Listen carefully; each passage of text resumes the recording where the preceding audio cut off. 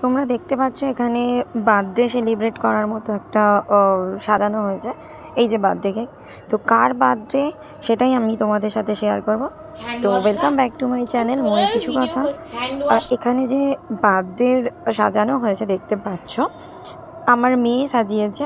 ওর কাছে যে কেকগুলো ছিল, মানে যে ফ্রুট কেকগুলো ছিল, সেগুলোকেই ও নিয়ে এসে একটা ডিশের মধ্যে যেরকমভাবে পেরেছে সাজিয়েছে, একটা বাতি জ্বেলেছে। বার্থডেটা হচ্ছে আমার হাজব্যান্ডের, তো মেয়ে বাবার জন্য সাজিয়েছে।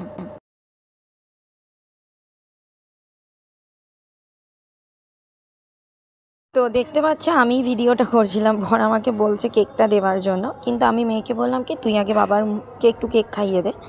তো তারপরেই আমাকে কেক দিতে আসছে। তো এই পর্বটা চলেছে রাত্রেবেলা, মানে আমার হাজব্যান্ডের বার্থডে ছিল 23 এপ্রিল। তো রাত্রেবেলা মেয়ে বাবার জন্য এরকম আয়োজন করেছে। কিছুদিন আগে জানো তো আমারও বার্থডে গিয়েছিল, মানে আমার বার্থডে মার্চ মাসে।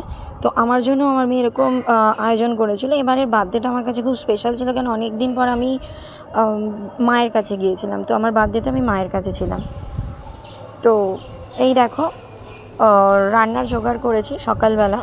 সকালবেলা আমি যেহেতু স্কুলে বেরোই, তেমন কিছু করতে পারিনি। আমি কিছুটা করে গিয়েছিলাম, বাকিটা আমার শাশুড়ি মা করেছে। আমি এই পুঁই শাকের তরকারি, ভাজা, ডাল, চাটনি এগুলো করেছিলাম।